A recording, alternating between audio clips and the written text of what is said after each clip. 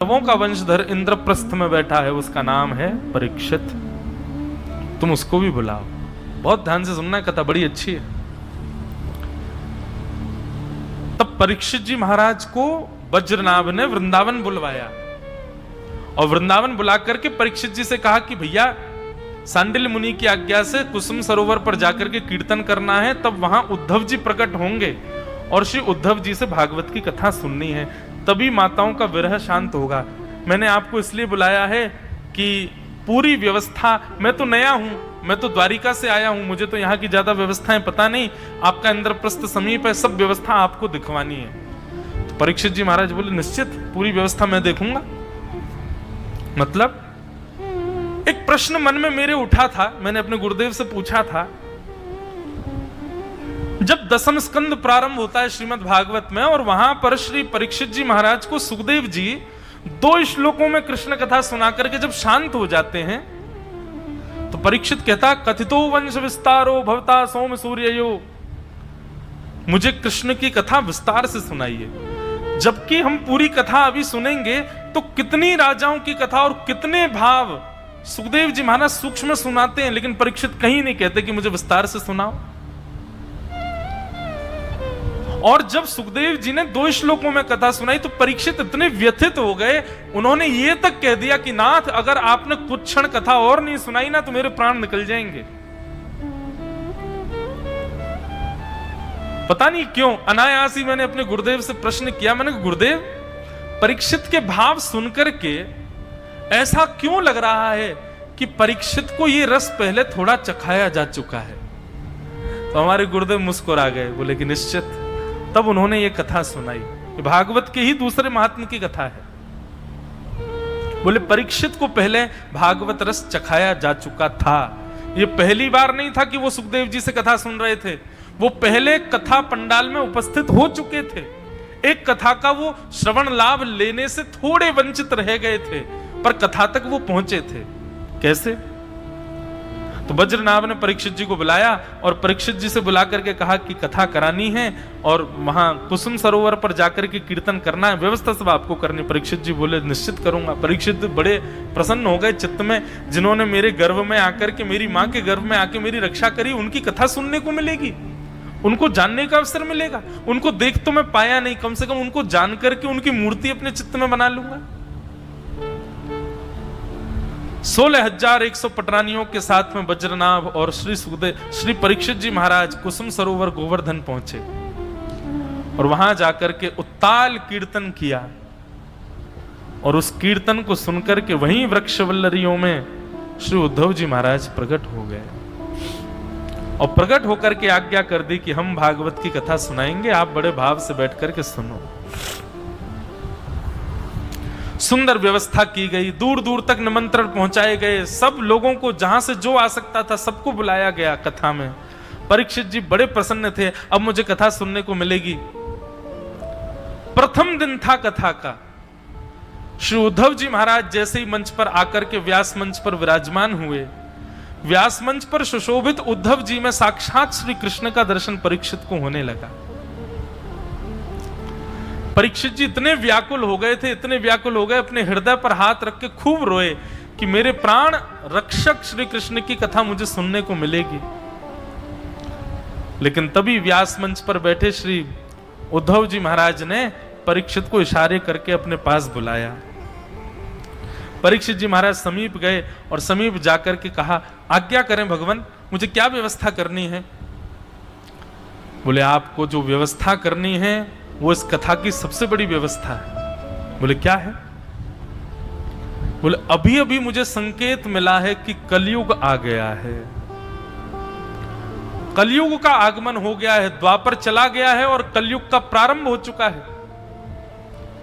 और कलयुग यदि फैलता फैलता इस कथा पंडाल तक यदि आ गया तो आज इतने 1000 लोग तो कथा से वंचित होंगे, पर संपूर्ण कलिकाल में अगर इस कथा से पहले कलयुग को नहीं रोका गया तो संपूर्ण कलिकाल में कभी भी भगवान की सुंदर कथा का रस स्वादन पान कोई नहीं कर पाएगा। राजन, आप एक छत्र सम्राट हैं पूरी पृथ्वी के, मैं आपको आज्ञा करता हूं व्यास होने के नाते आप कथा पंडाल छोड़ करके जाइए और हजारों श्रोताओं के सुख के लिए अपनी कथा का त्याग कीजिए और जाकर के कलयुग को बांधिए, कलयुग को रोकिए, कलयुग को एक जगह उपस्थित कीजिए। यदि आपने कलयुग को नहीं रोका तो जीवन पर्यंत संपूर्ण कलिकाल में सब लोग आपको कोसेंगे कि कलयुग को इन्होंने कभी रोकने का प्रयास नहीं किया। आपकी कथा तो छूट जाएगी, पर आपके कथा छोड़ने से हजारों लोगों का, लाखों लोगों का, करोड़ों लोगों का कलयुग में कल्याण होगा, क्योंकि आपको कलयुग को बांधना है। परीक्षित जी महाराज पहले से ही इतने व्यथित थे कि मुझे कथा सुनने को मिलेगी, और व्यास मंच पर बैठे व्यास जी ने उनको आज्ञा कर दी कि तुम कथा छोड़ के जाओ। परीक्षित जी महाराज को इतना विरह हुआ ये सुनकर के कि मुझे कथा छोड़ के जाना है, कि एक क्षण के लिए वो विरह के कारण व्याकुल होकर के, मूर्छित होकर के गिर पड़े।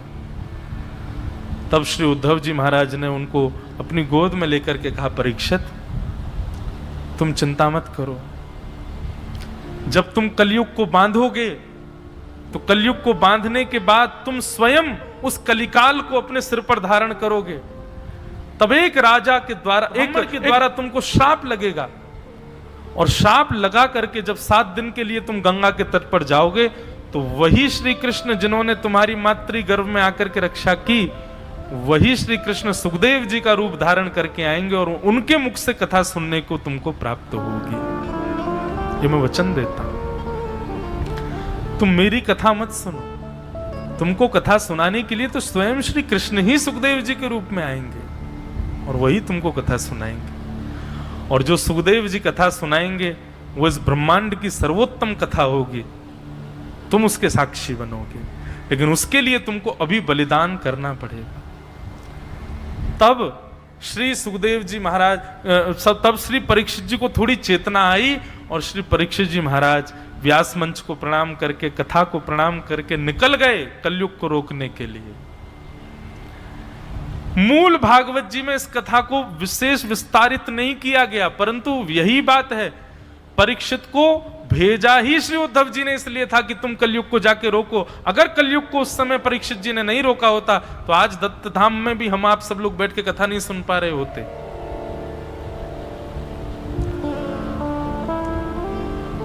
श्री परीक्षित जी महाराज, उनको खबर पता चली कि कलयुग आ गया है।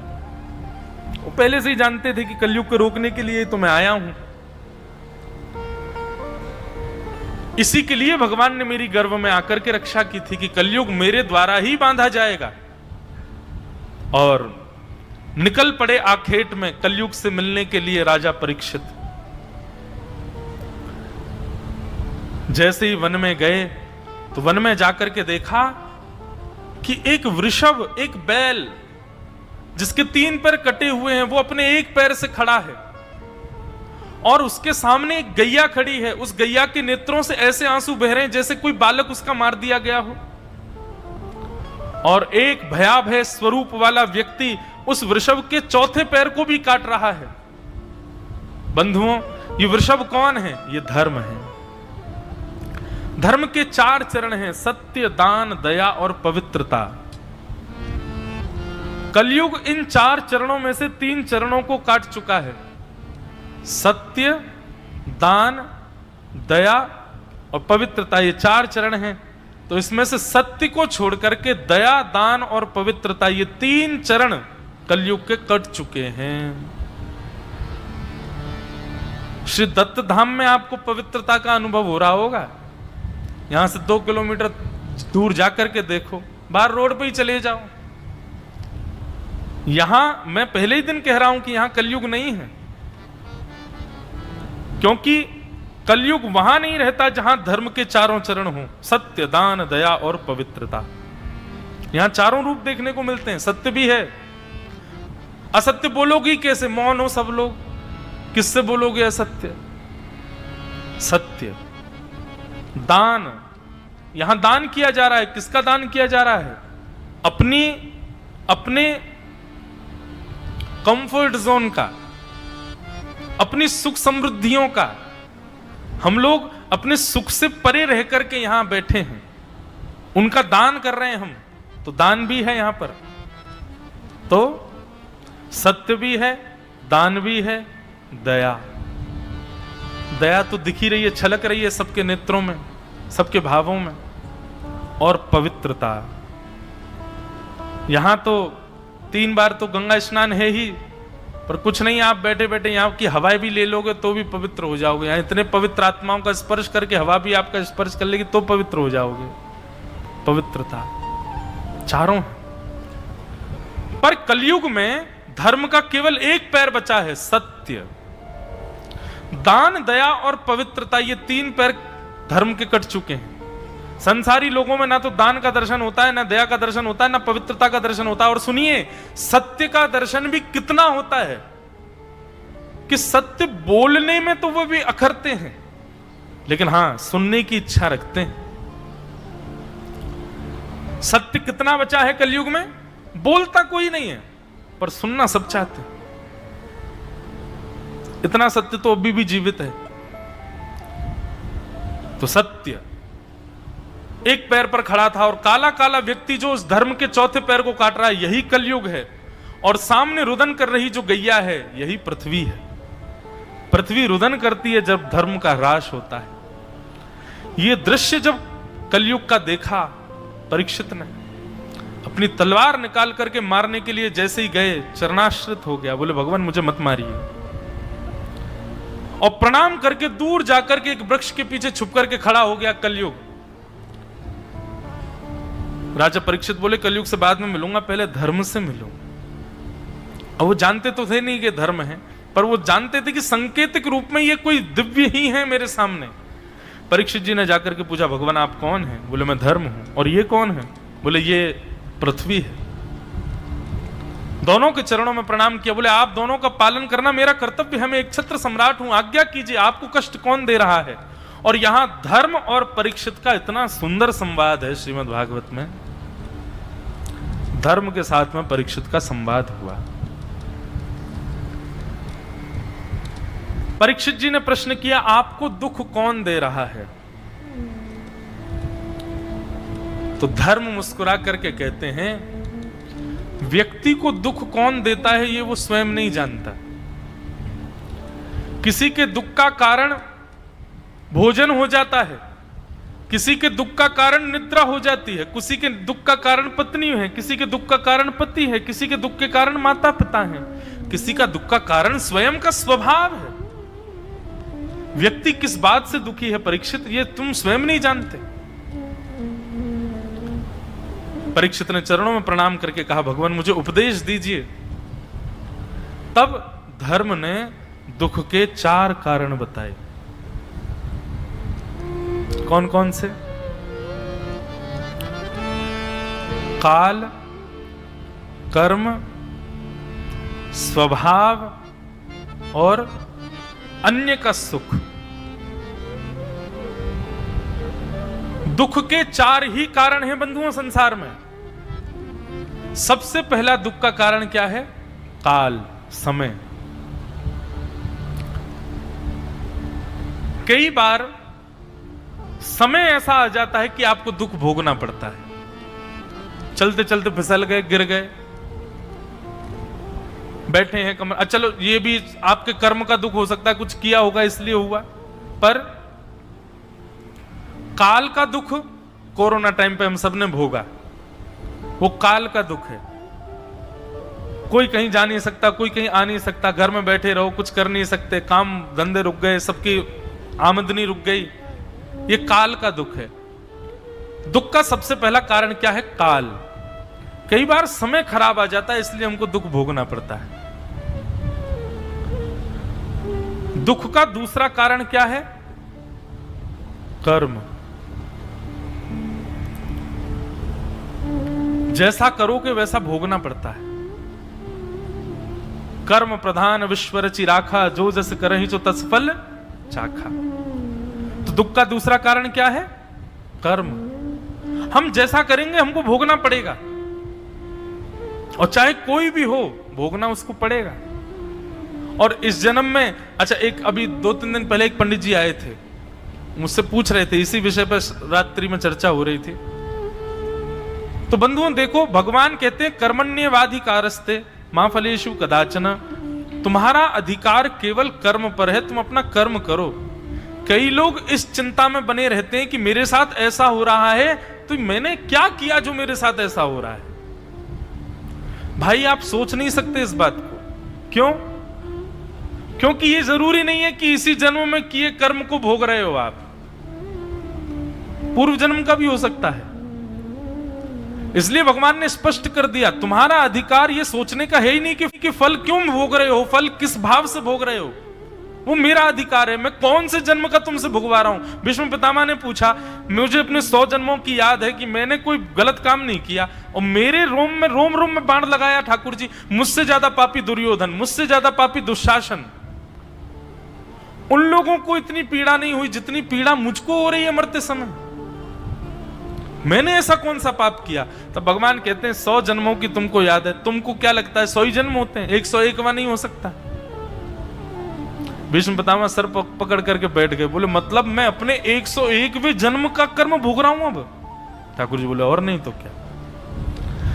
भगवान ने कर्म की गति बताई, 2 बात बताई। बोले पहले तुमने एक जीव 101वें जन्म में एक राजकुमार थे, उस जीव को सुई चुबोते थे, तुमको बड़ा मजा आता था, उसी का परिणाम तुमको अभी भोगना पड़ा आदि आदि। दूसरा बताया, इसमें तुम इस कर्म इस जन्म का भी भोग रहे हो। भीष्म पितामह बोले इस जन्म का क्या भोगा मैंने? बोले भरी सभा में द्रौपदी का चीरहरण हो रहा था, दुर्योधन से कोई अपेक्षा नहीं थी मेरी, दुशासन से कोई अपेक्षा नहीं थी मेरी, पांडवों से कोई अपेक्षा नहीं थी क्योंकि हार गए थे, पर उस सभा में मुझे केवल एक व्यक्ति से अपेक्षा थी और वो थे तुम। पितामह तुम्हारी वाणी और तुम्हारी उपस्थिति में इतनी सामर्थ्य थी कि यदि तुम खड़े होकर के एक बार कह देते दुशासन द्रौपदी की साड़ी छोड़ो, तो किसी की हिम्मत नहीं थी कि कोई आगे कुछ कर सकता।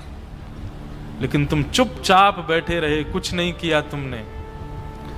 इसलिए अधर्म करने वालों को पीड़ा कम देता हूं मैं।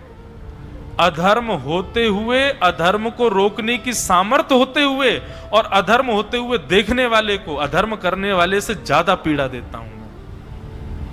आप सामर्थ्यवान थे, आप रोक सकते थे, लेकिन आपने कुछ नहीं कहा। इसलिए मेरी अपेक्षा को विफल किया आपने, अधर्म होते हुए देखा आपने, सामर्थ्यवान होते हुए देखा, इसलिए आप इतनी पीड़ा भोग रहे हैं। तो कर्म का कब कहां क्या भोग रहे हैं, इस पे हमारी बुद्धि चलानी भी नहीं चाहिए। और एक बात कहूं आपको, हजारों वर्षों से लोग इस पर प्रवचन करते आ रहे हैं, हजारों वर्षों तक करते रहेंगे, लेकिन कर्म की गति आप समझ ही नहीं पाओगे, नहीं समझ पाओगे। इसलिए उसमें बुद्धि मत लगाओ। मैं आपको पहले ही सचेत कर रहा हूं, कौन से कर्म का फल मैं भोग रहा हूं, यह सोचना ही नहीं है। ठाकुर जी का अधिकार है, उसमें आप क्यों बुद्धि लगाते हैं अपनी। कर्मन की गति न्यारी, सूरदास जी का पद है।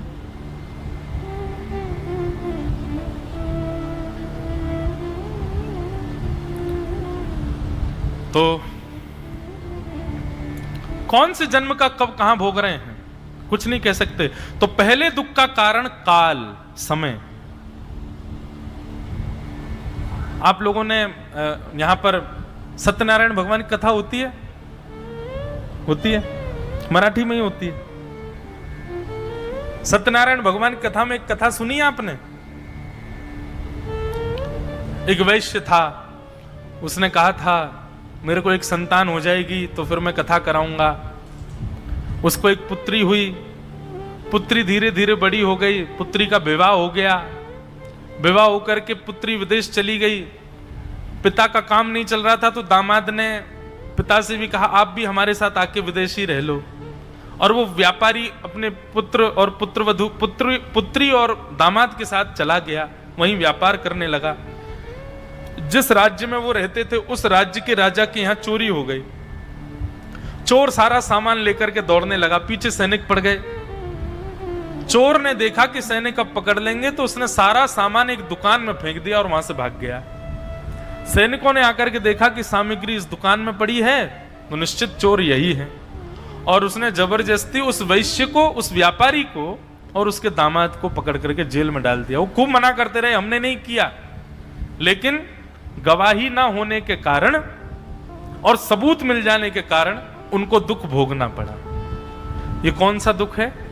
समय का दुख। कई बार आप कुछ गलत नहीं करते, आपने कुछ किया नहीं, पर फिर भी आप भोगते हैं। और ये समय का जो दुख है ना, ये कई बार आपके पूर्व जन्मों की वजह से आपके जीवन में आता है। बंधुओं, इन सबसे निवृत्ति का भी साधन मैं लास्ट में बताऊंगा। तो पहला दुख का कारण काल, समय। दूसरा दुख का कारण कर्म। जैसा करोगे वैसा भोगोगे।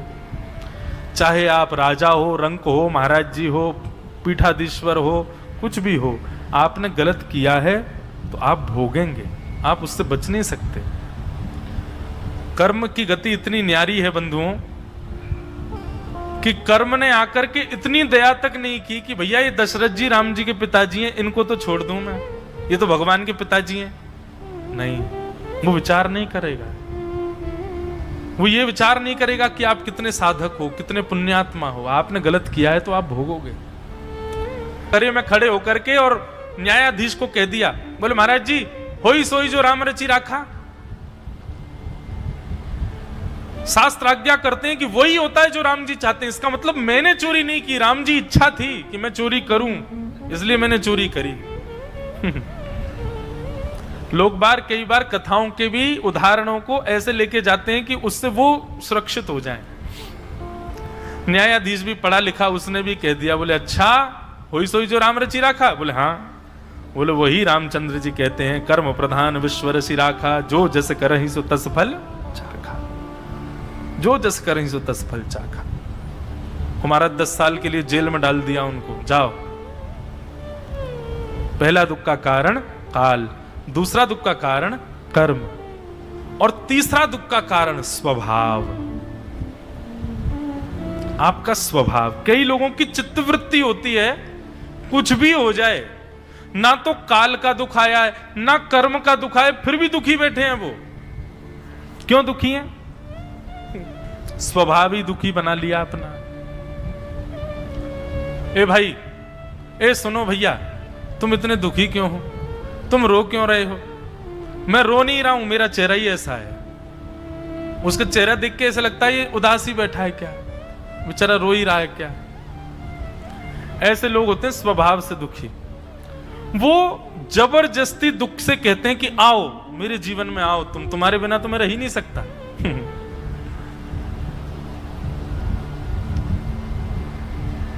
क्यों उदास हो भैया?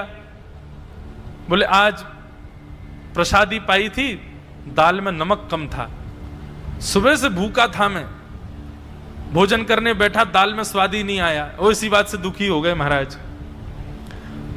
तो किसी ने जाकर के रसोईया महाराज जी से कह दिया, बोले कल बढ़िया भोजन बनाना, वो बेचारे बड़े दुखी हो रहे, तुमने नमक नहीं डाला दाल में।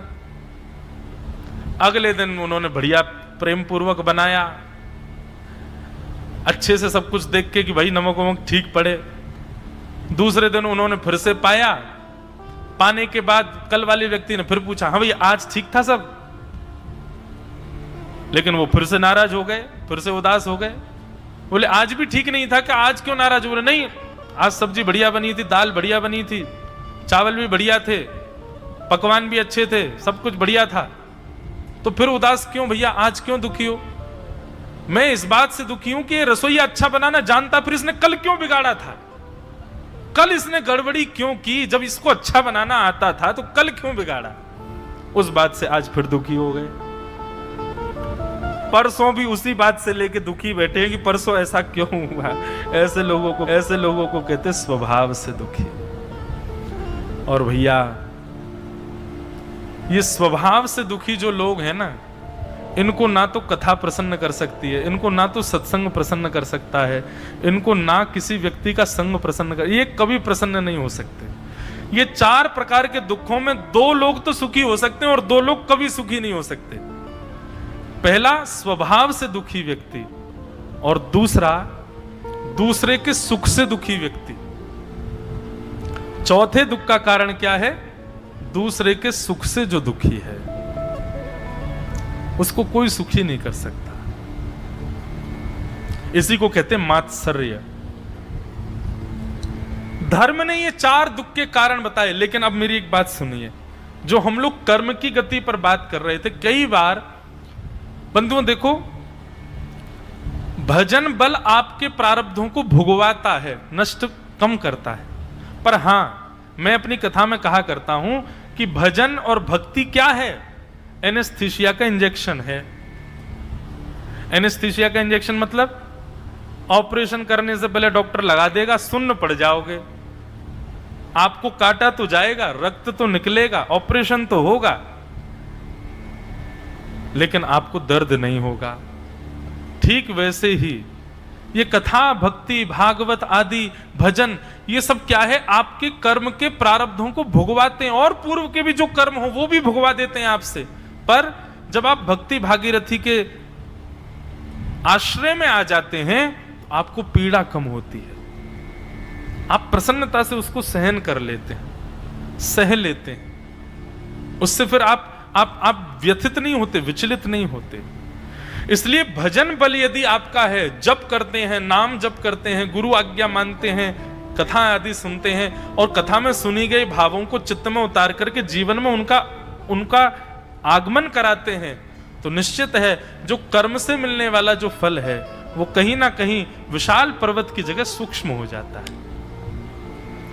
तो दुख के 4 कारण सदैव याद रखना: काल, कर्म, स्वभाव और दूसरे का सुख। ये धर्म प्रवचन कर रहे हैं राजा परीक्षित को, और प्रवचन करने के बाद कहते हैं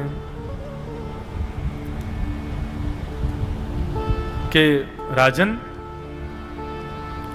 व्यक्ति के दुख के ये 4 कारण होते हैं, बाकी तुम तो बड़े ज्ञानी हो, तुम सब जानते हो, हमें दुख कौन दे रहा है ये हम बताएंगे नहीं, क्योंकि हम धर्म हैं, और धार्मिक व्यक्ति का स्वभाव होता है वो प्रस्तुत तो करता है बात को, पर किसी की चुगली नहीं करता, शिकायत नहीं करता। हां, जो स्थिति है उसका प्रतिपादन तो करेगा कि ऐसे ऐसे स्थिति है, पर किसी की शिकायत का भाव ये धार्मिक व्यक्ति का स्वभाव नहीं होता। तो धर्म ने कहा हम बताएंगे नहीं कि हमको कष्ट कौन दे रहा है, पर आप हमारी स्थिति से और यहाँ के वातावरण से पूर्ण रूपेण अवगत हैं राजन परीक्षित। कौन कष्ट दे रहा है आप अपनी बुद्धि से विचार करो। राजा परीक्षित तुरंत तलवार लेकर के और उस काले व्यक्ति के पास गए, और जाकर के उसके ऊपर जैसे ही तलवार का प्रहार करने लगे, चरण पकड़ लिए, बोले महाराज मुझे मत मारो। बोले अपना नाम बताओ, कौन हो तुम? बोले मैं कलयुग, मेरा नाम कलयुग है। कलयुग का नाम सुनते ही राजा परीक्षित बोले मेरे राज शासन को छोड़ करके जाओ, तुम यहां कब आ गए? तुम्हारा आगमन कब हुआ? बोले जिस दिन धर्म स्थापित करने वाले श्री कृष्ण गए उसी दिन मेरा आगमन हो गया। जिस दिन आपकी मातृ गर्भ में रक्षा करने वाले भगवान श्री कृष्ण का जाना हुआ है मेरा आगमन हुआ है, उनके जाते ही मैं आ गया। मतलब चित्त में जब तक श्री कृष्ण हैं तब तक कलयुग आपके ऊपर आक्रमण नहीं कर सकता। जिस दिन श्री कृष्ण चले गए कलयुग का आक्रमण होगा, निश्चित होगा। और यदि आप ऐसा मानते हो कि आपके चित्त में श्री कृष्ण हैं और फिर भी कलयुग का आक्रमण है, तो फिर वो श्री कृष्ण नहीं है। आपने भ्रांति पाल रखी है कि आपके चित्त में श्री कृष्ण है। यदि श्री कृष्ण होंगे तो कलयुग अपना, हां बाहर से आक्रमण खूब करेगा, आक्रमण तो खूब करेगा, लेकिन आपके भीतर प्रवेश नहीं कर पाएगा। कलयुग बंधुओं इतना भयावह है, वो सीधे आक्रमण आपके मन और आपकी बुद्धि पर करेगा, और ये मन और बुद्धि जैसे ही विकार युक्त होते हैं सब नष्ट हो जाता है उसी समय। इसलिए भगवत भजन रूपी एक वैक्सीन है, इसको ले लीजिए और सदा इसकी ओवरडोज लेते रहा कीजिए, ताकि कलयुग रूपी वायरस जो बाहर घूम रहा है ये आपको छेड़ ना सके, आपके भीतर प्रविष्ट हो ना सके। कलयुग ने कहा जिस दिन श्री कृष्ण गए उसी दिन मेरा आगमन हो गया। बोले अच्छा, लेकिन मैं यहां का एक छत्र सम्राट हूं, मेरी आज्ञा के बिना तुम रह नहीं सकते यहां पर। इसलिए मैं आज्ञा देता हूं मेरे राज्य को छोड़ करके चले जाओ। कलयुग बोला, भगवान आप ब्रह्मा की बनाई हुई गति को निष्कासित नहीं कर सकते। सतयुग के बाद त्रेता, त्रेता के बाद द्वापर, द्वापर के बाद मेरा आना, यह ब्रह्मा का निर्धारित कर्म है। आप उसके विपरीत जाएंगे तो आप भी अधर्मी हो जाएंगे, इसलिए मुझे स्वीकार तो करना पड़ेगा आपको। कलयुग। राजा परीक्षित सोचने लगे क्या करूं। तब कलयुग ने ही अपनी तरफ से कहा कि एक काम कीजिए भगवान, मुझे कुछ स्थान दे दीजिए और मैं वचनबद्ध होकर आपसे कहता हूं, संपूर्ण कलिकाल में, मेरे युग में, मैं आपको वचन देता हूं उन स्थानों का मैं कभी त्याग करके अन्यत्र नहीं जाऊंगा। मैं उन्हीं स्थानों में रहूंगा और आप देखिएगा विडंबना ये रहेगी आपके इस कलयुग में कि मैं कहीं नहीं जाऊंगा, लेकिन आप जहां मुझे अवस्थित करेंगे इंसान अपने आप वहीं आएगा, अपने आप मुझको आकर के अपने हृदय से लगाएगा। सबसे भयावह राक्षस बंधुओं, सतयुग त्रेता द्वापर में तो राक्षस अलग से होते हैं, पर कलयुग तो युग ही राक्षस है। यहां तो दिख रहा होगा कोई धर्मात्मा, लेकिन भीतर उसके कली बैठा है। बहुत खतरनाक है कलयुग। कलयुग ने कहा आप मुझे स्थान दे दीजिए और जितने कम से कम स्थान दे सको उतना विचार कीजिएगा, लेकिन मैं फिर भी वचनबद्ध होकर कहता हूं मैं अपना स्थान नहीं छोड़ूंगा। आप संसार के जीवात्मा ही स्वयं चल करके मेरे पास आएंगे। राजा परीक्षित ने 4 स्थान प्रदान किए। द्यूतम पानम स्त्रियः सूना